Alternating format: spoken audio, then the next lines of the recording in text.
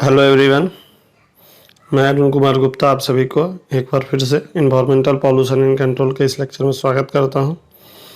तो जैसा कि लास्ट लेक्चर में हमने देखा, यूनिट नंबर 4 नॉइज पॉल्यूशन के अंतर्गत में हम लोग देख लिए अभी तक effect of noise pollution on human health and उससे कौन कौन सी डिजीज होती हैं नॉइज पॉल्यूशन से ह्यूमन हेल्थ को पे या ह्यूमन को, उसके बारे में देख लिया। आज का जो लेक्चर है इसमें हम आप लोग के लिए लेकर आए हैं effect of noise pollution on animal and environment.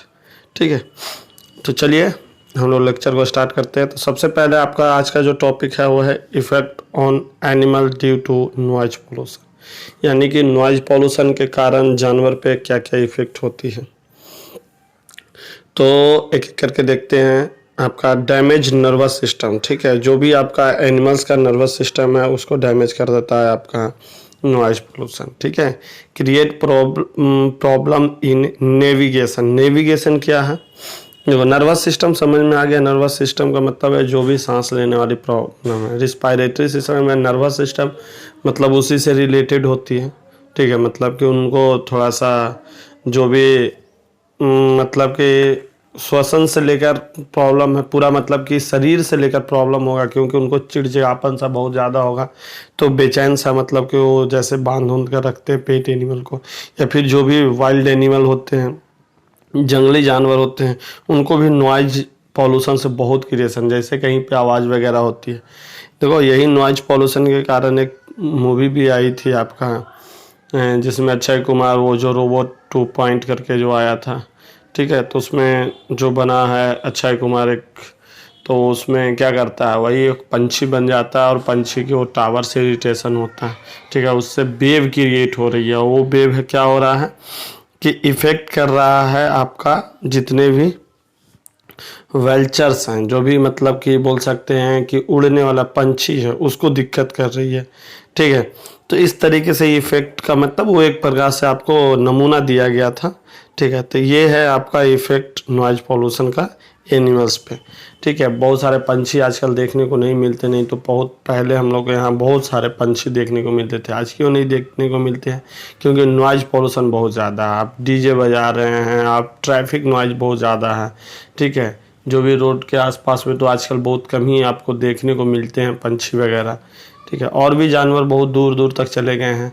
पहले हमेशा सुनने को मिलता था कि किसी गांव में जानवर आ गए, ठीक है, जंगली जानवर। आज तो जंगली जानवर को अब हम लोग को केवल देखने को मतलब जंगल में नहीं, अब हम लोग को चिड़ियाघर जाना पड़ता है। चिड़ियाघर में ही हम लोग को अब जानवर मिलता है। तो ये सारे कुछ आपके एनिमल्स के साथ नॉइज पॉल्यूशन के साथ बहुत सारा इफेक्ट हुआ है। ठीक है, तो सबसे पहला है डैमेज नर्वस सिस्टम, मतलब जो भी उनका दिमागी संतुलन है उसको वो क्या करता है, ख़राब कर देता है आपका नॉइज पॉल्यूशन। ठीक है, मतलब कि वो उनका रहने सहने में दिक्कत होने लगती है। उनका सोचने की जो क्षमता होती है उसमें प्रॉब्लम आ जाती है। सेकेंड है क्रिएट प्रॉब्लम्स इन नेविगेशन। देखिए, ये बहुत इंपॉर्टेंट चीज़ है।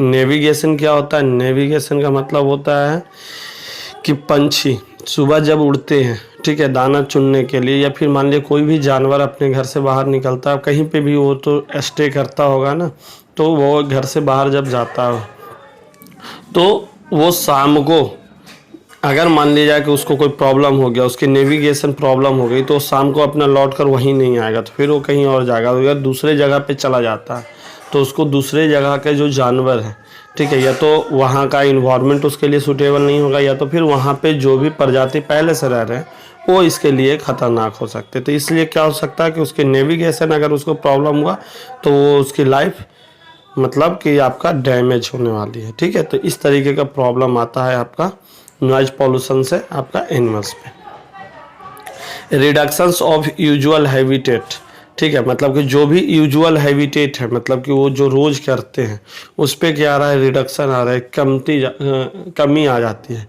ऐसे कि मान लिया सुबह सुबह पंछी उड़कर आपके रोड के साइड में आकर पहले मान लिया जा कि रहते थे, हम लोग को देखने को मिलते थे, तो जो उनकी हैबिट रोज थी। लेकिन अब साउंड पॉल्यूशन इतना ज़्यादा हो गया तो वो क्या हो रहा है, देखने को कम मिल रही है।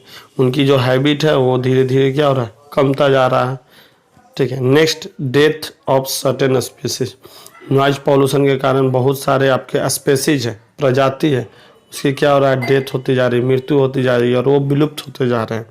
जैसे कि हमने अभी आपको पंछी का उदाहरण दिया, ठीक है, जितने भी पंछी हैं, ठीक है, नॉइज पॉल्यूशन के कारण क्या हो रही है, धीरे धीरे ये इनकी जो स्पेसीज है ये विलुप्त होते जा रहे हैं, लुप्त होते जा रहे हैं।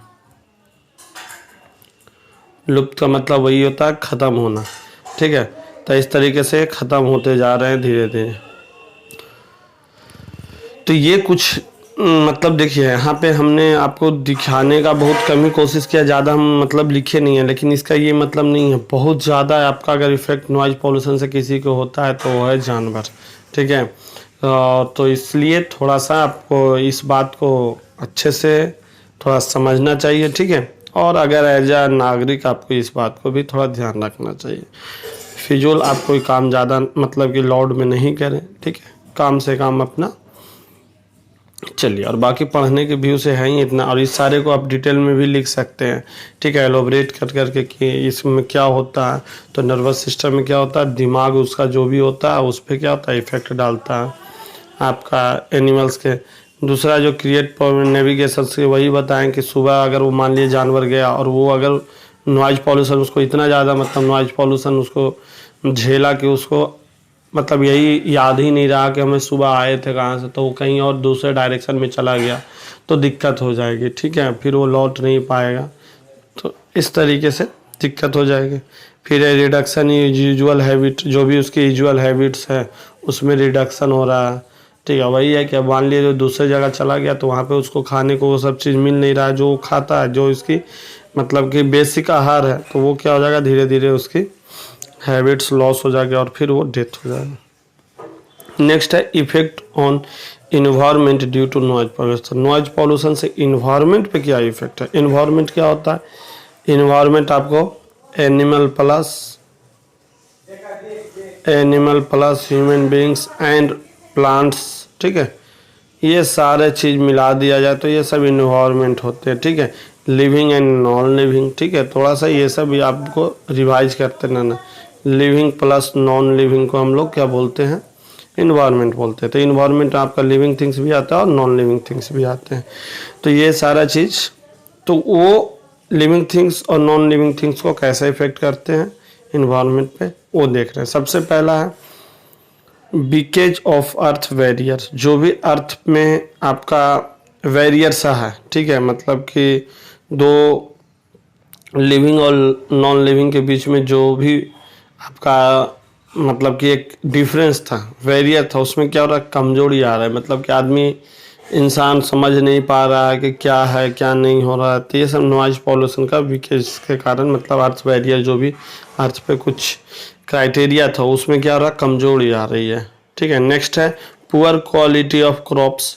जो भी प्लांट्स वगैरह हैं, ठीक है, तो उसमें क्या हो रहा है कि आपका क्वालिटी क्या हो रहा है, घटता जा रहा है। अब ये नॉइज पॉल्यूशन से इससे क्या इफेक्ट है, तो देखिए नॉइज पॉल्यूशन से आपका क्या होता है कि जितना मान लिया जाए उनको ग्रोथ करने के लिए होना चाहिए, ठीक है, मतलब इन्वायरमेंट मिलना चाहिए, उस तरीके से इन्वायरमेंट नहीं हो रही है, ठीक है। मान लिया जाए कि अर्थवॉर्म होते हैं जो कि आपको किसान का बोला जाता है कि दोस्त होता है जो, ठीक है, जिसको केचुआ बोलते हैं। अगर मान लिया जाए कि ज़्यादा साउंड पॉल्यूशन होगा तो क्या होगा कि अर्थवॉर्म वगैरह जो भी एनिमल है वो इफेक्ट होगा, तो उससे क्या होगा कि आपका जो भी क्रॉप में जो मान लिया जाए कि आपका हेल्प मिलता था, क्रॉप का जो इल्डिंग में मतलब क्रॉप जो फसल का जब उपजने में जो हेल्प मिलता था वो क्या हो रहा है, घट रहा है धीरे धीरे। तो ये सब अगर मान लीजिए कि वो केचुए ही नहीं रह रहा है तो फिर वो क्या आपको हेल्प करेगा। तो इस तरीके से हो रहा है कि पुअर क्वालिटी ऑफ क्रॉप्स, ठीक है। देखो ये सब डायरेक्टली नहीं है, इनडायरेक्टली भी में ये आप बोल सकते हैं कि नॉइज पॉल्यूशन से इन्वायरमेंट इनडायरेक्टली वे में आपको क्या करता है, इफेक्ट करता है, ठीक है। अब ये डायरेक्ट और इनडायरेक्ट क्या होता है, तो डायरेक्ट का मतलब कि जो डायरेक्ट आपको इफेक्ट करता है, ठीक है, और एक होता है इनडायरेक्ट, ठीक है। तो इनडायरेक्ट का मतलब कि जैसे कि देखो डायरेक्ट क्या होगा, जैसे कि अभी हम जो पढ़ा रहे हैं वो आप डायरेक्ट अपने आप को ग्रैप्स कर रहे हैं तो ये डायरेक्ट इफेक्ट हो रहा है। अब इनडायरेक्ट क्या होता है, जैसे कि हम पढ़ाते हैं, ठीक है, किसी और चीज़ को पढ़ाते हैं और उससे से आपको बोलते हैं कि भैया ये आपका इसमें काम करने वाली चीज़ है, तो इसमें आप मतलब कि देख सकते हैं, आपका ये सिलेबस के अनुसार है, ठीक है। या फिर कहीं और से मान लिया कि आप गए पूजा पाठ में, ठीक है, पूजा पाठ करने गए, मान लिया मंदिर गए और वहाँ पे आपको ये सारा चीज़ दिख रहा है, लिखा हुआ कि भगवान बोले हैं ऐसा ऐसा है, ठीक है, मतलब ध्वनि प्रदूषण नहीं करना चाहिए, तो आपको लगेगा कि यार ये हम तो आए थे यहाँ पूजा करने, लेकिन हमको इनडायरेक्टली रूप में हमारा तो ये सिलेबस बताया जा रहा है, जो हमारा 5th सेमेस्टर का सिलेबस है, तो ठीक है, तो वो जो बताएंगे वो इनडायरेक्टली हुआ, ठीक है, हम डायरेक्टली बता रहे हैं। तो इस तरीके से डायरेक्ट और इनडायरेक्ट होता है। थर्ड है आपका damage building and bridges and mountain, ठीक है। साउंड पॉल्यूशन से आपका बिल्डिंग डैमेज होता है, ब्रिज डैमेज होता है और माउंटेन में भी इफेक्ट आता है। अब बोलोगे कि सर ये कैसे होगा, तो देखो भाई, साउंड पॉल्यूशन, अगर आप डीजे कभी सुने होंगे बहुत नज़दीक से, तो आपको एहसास होता है, लगता है कि यहाँ का जो धरती है या यहाँ का जो दीवार है वो क्या रहा है, वाइब्रेट हो रहा है, ठीक है। मतलब जो साउंड होती है वो एक प्रकार से क्या होती है, वेव होती है, ठीक है। वेव होगी तो उस पे के पास कुछ एनर्जी होगी, तो वो क्या करता है, वाइब्रेशन क्रिएट करता है, ठीक है। एयर के पार्टिकल्स के बीच में वाइब्रेशन क्रिएट करता है, तो वही जो वाइब्रेशन है अगर वो प्रोपागेट होगा, मतलब कि अगर वो फैलेगा, ठीक है, आपने पढ़ा होगा कि लाइट क्या होता है, स्प्लिट होता है, प्रोपागेट करता है, ठीक है, तो उस तरीके से अगर वो बढ़ेगा तो क्या करेगा कि आपके जब भी आपके बिल्डिंग के नज़दीक आएगा तो आपके बिल्डिंग में जो भी पार्टिकल्स लगा हुआ है उसमें बीच में क्या करेगा, वाइब्रेट क्रिएट करेगा। अगर वाइब्रेट क्रिएट करेगा तो जो भी आपका बिल्डिंग्स है, बिल्डिंग ब्लॉक्स हैं, जो भी ईंट है, जो भी आपका बॉन्डिंग मटेरियल्स है, उसमें वाइब्रेशन क्रिएट होगा, ठीक है। तो वो वाइब्रेशन क्या होगा कि आपको बिल्डिंग को डैमेज कर देगा, ठीक है, समझ में आ गया। इस तरीके से नॉइज पॉल्यूशन क्या करता है, हमारे बिल्डिंग को डैमेज करता है। उसी तरीके से ब्रिज को भी डैमेज करता है। आपको पता होगा कि ब्रिज पे आप ब्रिज के आसपास में भी बहुत ज़्यादा अगर मान लो शोरगुल नहीं करना चाहिए, ठीक है, मतलब ये बहुत कम ही जगह पे लिखे होते हैं, लेकिन ये फैक्ट वाली बात है। और माउंटेन देखते हो, माउंटेन में क्या होता है कि रिफ्लेक्ट होकर आता है। जब हम लोग माउंटेन के आसपास में कुछ चिल्लाते हैं तो वो रिफ्लेक्ट होकर लगता है कि माउंटेन भी चिल्ला रहा है, ऐसा नहीं होता। वो क्या होता है कि जाता है, स्ट्राइक करता है, स्ट्राइक करके रिबाउंड होता है, जैसे कि कैरम में रिबाउंड होता है ना, ठीक है, रिवर्स होता है, जैसे मारते हैं फिर वो टकराता है फिर पीछे आता है, तो उसी तरीके से साउंड होता है। तो भाई जो टकराता है किसी भी सरफेस में, तो जो सरफेस स्ट्रांग होगा तभी तो रिफ्लेक्ट करेगा, तो वह स्ट्रांग होगा तो धीरे धीरे उस पर बार बार जैसे हथौड़े के चोट से अगर मारता रहेगा, हथौड़े से किसी भी पत्थर पे मारते रहोगा तो एक ना एक दिन वो क्या होगा, पत्थर टूटेगा ही। तो इस तरीके से वो भी आपका इफेक्ट हो जाता है, ठीक है। तो ये कुछ इफेक्ट थे आपके नॉइज पॉल्यूशन के, एनिमल्स पे, इन्वायरमेंट पे और हमारे ह्यूमन हेल्थ पे, ठीक है। अब नेक्स्ट नॉइज मेजरमेंट, ठीक है। जैसे कि अभी हमने कुछ दिन मतलब कि लास्ट लेक्चर में पढ़ा था इंटेंसिटी ऑफ साउंड, ठीक है, साउंड की इंटेंसिटी के बारे में पढ़ा था। लेकिन आज जो है कि अब हम लोग नॉइज का मेजरमेंट कैसे करते हैं, रियल लाइफ में हम लोग नॉइज का मेजरमेंट कैसे करते हैं उसके बारे में हम लोग बात करना है, ठीक है।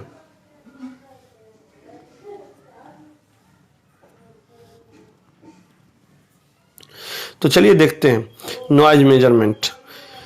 To most important measurement of noise and sound pressure measurement of noise are sound pressure and sound intensity. They are measured in different units and the scale of the magnitude different and vary.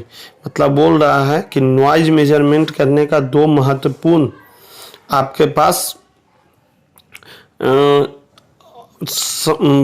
Object है। जैसे पहला है आपका sound pressure, ठीक है, कि sound का कितना प्रेशर है, एंड साउंड इंटेंसिटी, जो हमने अभी लास्ट लेक्चर में पढ़ा था साउंड इंटेंसिटी के बारे में। तो साउंड प्रेशर और sound intensity there are measured in different unit, ठीक है। साउंड प्रेशर को अलग तरीके से हम लोग अलग यूनिट में करते हैं और साउंड इंटेंसिटी को अलग यूनिट में करते हैं, ठीक है। आपको पता है साउंड इंटेंसिटी को हम लोग किस में मेजर करते हैं, डेसिबल में मेजर करते हैं, ठीक है। There are measured in different unit and the scale of magnitude different and very. जो भी स्केल होता है आपका, ठीक है। Scales of magnitude different and very. Scale जो होता है वो भी आपका अलग अलग होता है, ठीक है, एंड वेरी, और वो चेंज होते रहते हैं। चलिए अब देखते हैं आगे next, large in relations to noise. ठीक है, मतलब सबसे पहले अगर हम लोग जब कैलकुलेट करना स्टार्ट करते हैं, मेजरमेंट करना चाहते हैं, तो हम लोग को रिलेशंस, नॉइज का रिलेशंस लार्ज स्तर पे देखने को मिलता है, तो तब वहाँ पे हम लोग नॉइज मेजरमेंट करना स्टार्ट करते हैं। The unit of measurement of sound is decibel, सबको पता है। It is the ratio expressed as logarithmic scale. ये जो होता है ये एक लॉगरिथमिक स्केल पे एक्सप्रेस किया जाता है। इसका जो रेशियो मतलब कि ये किस तरीके से चेंज हो रहा है, ठीक है। Relative to the reference sound pressure level, relative to the reference के रिलेटिव में देखो, हम लोग कभी भी जो डेसिबल्स, मतलब हम कल आपको बताए भी थे, लास्ट लेक्चर में बताए थे आप लोग को, कि जो यूनिट ऑफ मेजरमेंट जो साउंड का जो इंटेंसिटी है, डेसिबल है, वो किसी के रिस्पेक्ट में बताते हैं। जैसे हमने कल आपको बहुत सारे बताए थे कि आपका जो हम लोग नॉर्मल बात करते हैं तो उसकी इंटेंसिटी कितनी होती है, जो पूजा करते हैं उसकी कितनी इंटेंसिटी होती है। तो इस तरीके से हम लोग कंपेयर करते हैं और देखते हैं कि किस चीज़ का लाउड कितना ज़्यादा होती है, ठीक है, मतलब कि साउंड की इंटेंसिटी कितनी ज़्यादा होती है, ठीक है।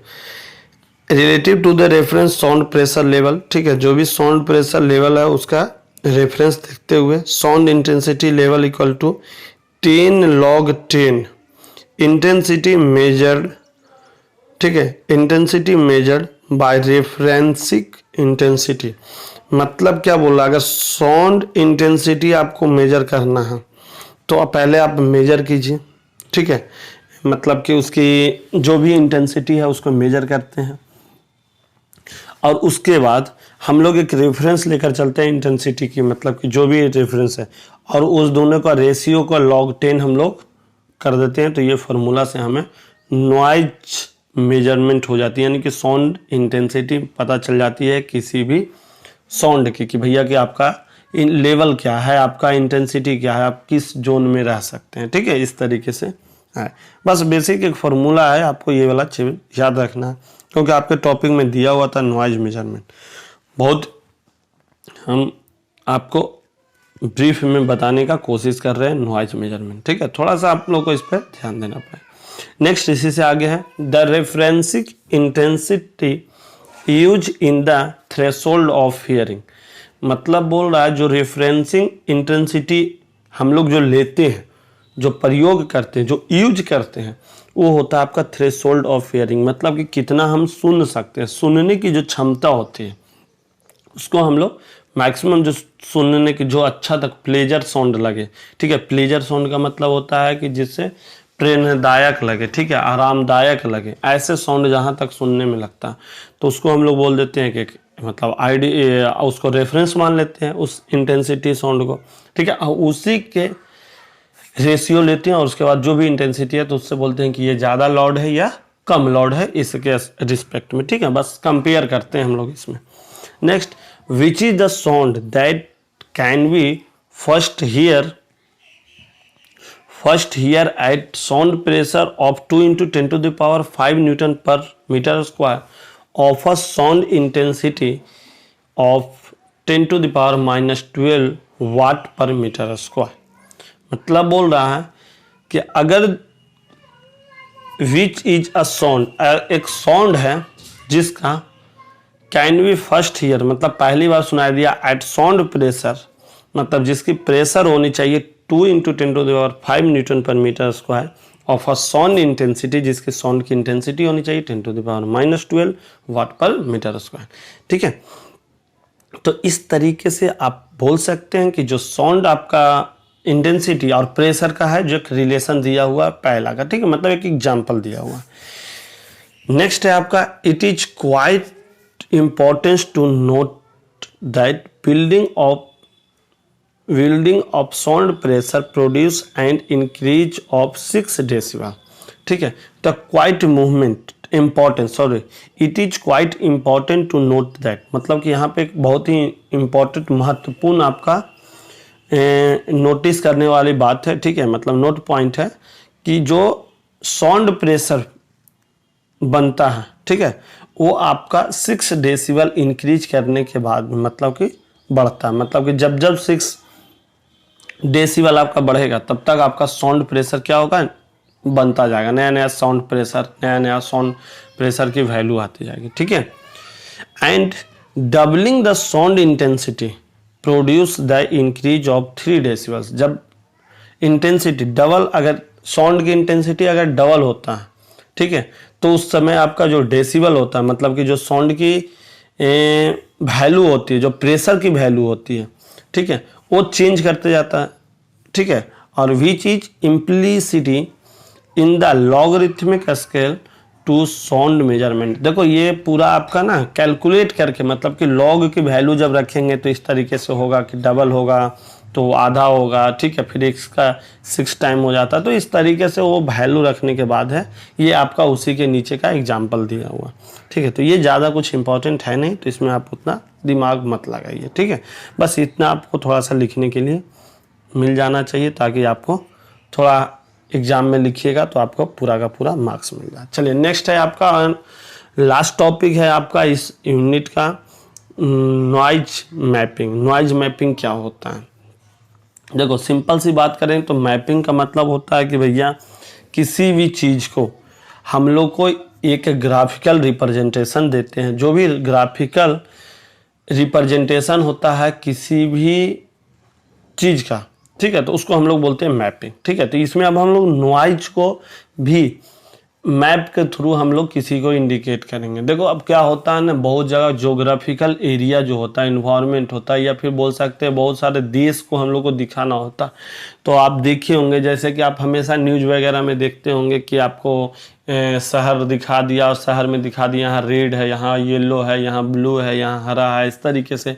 तो इससे क्या होता है, ये आपको एक मैपिंग बनाकर दिखाता है, ठीक है, और मैप बनाकर दिखा के बताता है कि भैया कि कौन कौन सा आपका जो शहर है वो उसमें कितनी कितनी आपकी पॉल्यूशन है, नॉइज है, जो जिस चीज़ को दिखाना चाहता है उस तरीके से। तो यहाँ पे जो आपका नॉइज मैपिंग है इसमें भी आपको नॉइज लेवल ज्योग्राफिकल एरिया के बारे में बताना होता है, ठीक है। तो चलिए देखते हैं कि करके कुछ पॉइंट्स लिखे हैं नॉइज मैपिंग के बारे में, ठीक है। तो सबसे पहला है अ नॉइज मैपिंग, ठीक है। A noise map is a map of an area which is coloured according to the noise level in that area, ठीक है। नॉइज मैपिंग या नॉइज मैप एक ऐसा मैप है किसी भी एरिया को, और ये कलर के हिसाब से आपको, ठीक है, कलर के हिसाब से आपको नॉइज लेवल, उस एरिया के नॉइज लेवल के बारे में कलर के हिसाब से आपको बताता है।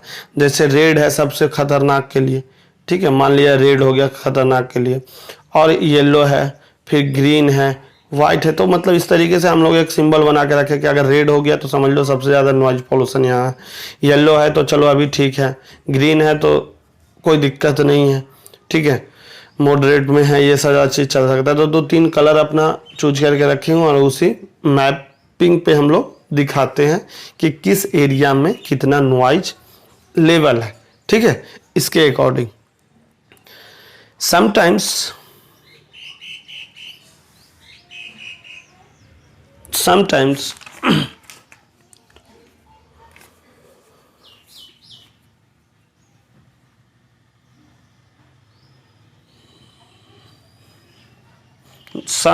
नॉइज लेवल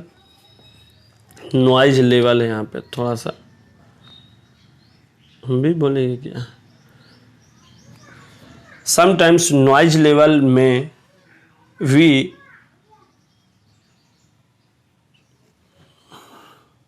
shown by हम सही कर देंगे इसको पीडीएफ में, थोड़ा सा आप भी यहाँ पे आप लोग कॉपरेट कर लीजिए। सो दैट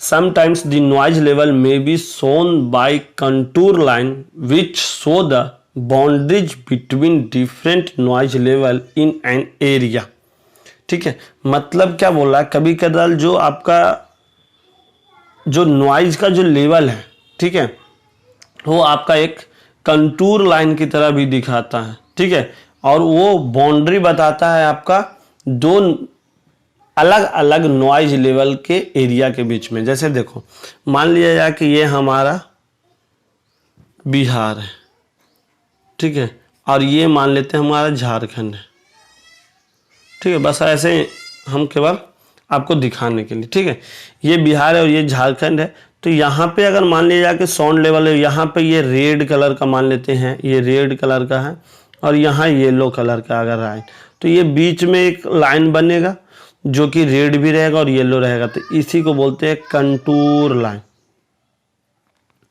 ठीक है, कंटूर लाइन। ये कंटूर लाइन है, ना ही इस पे रेड है और ना ही ये पूरा का पूरा ग्रीन रहेगा। तो ये बोल रहा है कि कभी कदार आपका जो नॉइज लेवल है वो आपको एक कंट्रोल लाइन की तरह दिखाएगा, ठीक है, कंटूर लाइन होता है, कंट्रोल नहीं कंटूर होता है, हम अभी इसको सही कर देंगे। So the boundaries between different noise level in an area, ठीक है, मतलब कि दो अलग अलग एरिया में, ठीक है, आपका नॉइज लेवल को डिनोट करता है, ठीक है। चलिए नेक्स्ट है आपका साउंड मैपिंग और मॉडलिंग। वही है, साउंड मैपिंग और sound modelling has become an increasingly popular tool in acoustic, often for assessing the impact of potential development or for predicting the effect of noise mitigations। जिसमें mitigation का मतलब होता है हल्का करना, मेथड, ठीक है। मतलब यहाँ पे जो बोल रहा है साउंड मैपिंग, साउंड मैपिंग मतलब कि ये जो मैप हो रहा है या फिर नॉइज मैपिंग जो होता है वो आपको एक प्रकार से एक ऐसा पॉपुलर टूल है, मतलब कि इतना प्रसिद्ध आपका एक टूल है, ठीक है, जो कि आपको एक्वेस्टिक ऑफन, ठीक है, एक्वेस्टिक जब आप पढ़े होंगे फिजिक्स में फर्स्ट सेमेस्टर में, ठीक है, बेसिक फिजिक्स में एक एक्वेस्टिक करके एक चैप्टर है, ठीक है, जिसमें साउंड से बारे में ही है कि मतलब कि आपका घर को कैसे आप बनाइएगा, ठीक है, साउंड प्रूफ कैसे बनाना चाहिए कि बाहर का साउंड अंदर ना आए, अंदर का साउंड ज़्यादा बाहर ना जाए, ठीक है। तो ये एक्वेस्टिक चैप्टर है जिसमें नॉइज के बारे में या साउंड के बारे में ही पढ़ना है। तो वो बोल रहा है कि एक ऐसा टूल है जिसमें हम लोग एक्वेस्टिक से रिलेटेड जितनी भी प्रॉब्लम है उसको अच्छे से हम इसमें दिखा सकते हैं, बता सकते हैं, समझा सकते हैं, ठीक है। जो भी मतलब कि आप घर हमको कहाँ पे बनाना है, किस लोकेशन में बनाना है, तो वहाँ का हम पहले नॉइज मैपिंग का हम लोग स्केल देखेंगे और देखेंगे यहाँ पे नॉइज ज़्यादा है तो उस तरीके से हम वहाँ पे जो कंस्ट्रक्शन करेंगे उसमें हम लोग अपना मतलब कि बजट की या फिर अपने हिसाब से उसमें अलग अलग मटेरियल का यूज करेंगे, ठीक है। इम्पैक्ट टू पोटेंशियल डेवलपमेंट और for predicting the effect of noise mitigations method, ठीक है, मतलब वही है कि अगर मतलब किसी भी एरिया में हमको अगर बात करना है, मतलब कि घर बनाना है, तो वहाँ पे साउंड से रिलेटेड या फिर नॉइज पॉल्यूशन से मतलब कि बोल सकते हैं कि उससे उस समस्या को दूर करने के लिए हम लोग पहले से ही उपाय निकाल सकते हैं जब हम लोग नॉइज मैपिंग पहले से देख लिए होते हैं, ठीक है। नेक्स्ट है आपका the noise level over and area will be varying all the times, ठीक है। जो नॉइज लेवल है वो पूरे एरिया में, ठीक है, पूरे जगह में वो क्या होता है, समय के हिसाब से वो चेंज होते रहता है। फॉर एग्जाम्पल नॉइज लेवल में rise as a vehicle approaches and reduce again after it has passed, ठीक है। एग्जाम्पल के लिए आपका नॉइज लेवल, जैसे कि आपके नज़दीक में कोई गाड़ी आता है तो उस समय क्या होता है कि आपके यहाँ नॉइज पॉल्यूशन बहुत ज़्यादा हो जाता है, आने वाला है एकदम पूरा धीरे धीरे आपका साउंड इंक्रीज होता है और जैसे ही पास हो जाता है फिर धीरे धीरे वो कमने लगता। तो इस तरीके का एग्जाम्पल देते हुए बताया जा रहा है कि आपको कि जो नॉइज पॉल्यूशन है उस पूरे जगह पे आपका क्या होता है, समय के हिसाब से चेंज होते रहता है। This would cause a short term variations in noise level, ठीक है। ये हमें आपको बताता है कि भैया शॉर्ट टर्म मतलब कुछ समय के लिए ही आपका नॉइज लेवल की वेरिएशन ऐसा है, ठीक है। ओवरऑल एक्सपोजर, जैसे मान लिया यहाँ पे अगर मान लिया जाए कि बहुत सारा आपका फैक्ट्री वगैरह है, तो भाई फैक्ट्री तो कहीं जाती आती नहीं है ना, फैक्ट्री में तो अगर फैक्ट्री 24 घंटा चलते रहता है तो चल रही है तो साउंड क्रिएशन हो रहा, ठीक है। तो इस तरीके से आपको करीब करीब आपको अंदाज़ा लग जाता है कि यहाँ पे थोड़ा सा ज़्यादा अगर मतलब हैवी होता तो वही अगर ट्रांसपोर्टेशन आ रहा है जैसे ट्रेन आना जाना, तो ये सारा चीज़ जो है वो थोड़ा सा आपको टेम्प्रोरी है, लेकिन बहुत सारा चीज़ होता है जो परमानेंट होते हैं। ठीक है, आपके घर के बगल में अगर मान लिया जाए कि मंदिर है तो वहाँ पे भजन हमेशा होता है तो होता है, ठीक है, इसमें कोई दो मत वाली बात नहीं है। ठीक है, तो या मस्जिद है तो वहाँ पे आपको जो भी अजान वगैरह होता है वो कंटिन्यू होता है, हर एक समय होता है, वो 5 बार होता है तो होता है। तो इस तरीके से चीज़ आपको बोल सकते हैं। ठीक है, this would cause the short term variations in noise level. ठीक है, ये हमें शॉर्ट टर्म वेरिएशंस के बारे में बताता है, मतलब कि शॉर्ट टर्म थोड़ा सा आपको वेरी करते रहता है, लेकिन आपका जो नॉइज लेवल होता है वो करीब करीब सही होता है। Next, for this and other reason, या और भी कोई दूसरा रीजन के कारण noise mapping is usually done by calculation based on the computerised noise model of an area through measurement में be appropriate in some cases. मतलब बोल रहा है इस रीजन और भी अदर रीजन के कारण जो नॉइज मैपिंग है, ठीक है, नॉइज का जो बोल सकते हैं ग्राफिकल रिप्रेजेंटेशन बनाना, वो हमारे लिए बहुत ही महत्वपूर्ण है, उपयोगी है, जिसको हम लोग कैलकुलेट करते हैं कंप्यूटराइज नॉइज मॉडल के हेल्प से। और ये हमारा एरिया को मेजर करके बताता है कि आपके यहाँ जो केसेस हैं अप्रॉक्सीमेटली करीब करीब सही बताकर हमको बता देता है कि यहाँ पे इतना आपका नॉइज का जो भी लेवल है वो मतलब कि जो उसके हिसाब से कैलकुलेशन करने के बाद आती है वो सही आती है। ठीक है, तो ये था आपका यूनिट नंबर 4। ठीक है, मतलब कि नॉइज पॉल्यूशन बहुत छोटा सा यूनिट था, हमने कंप्लीट कर दिया। अब आपका नेक्स्ट लेक्चर में आएगा यूनिट नंबर 5। ठीक है, जो कि आपका थोड़ा लंबा चलने वाला है क्योंकि वो बड़ा है।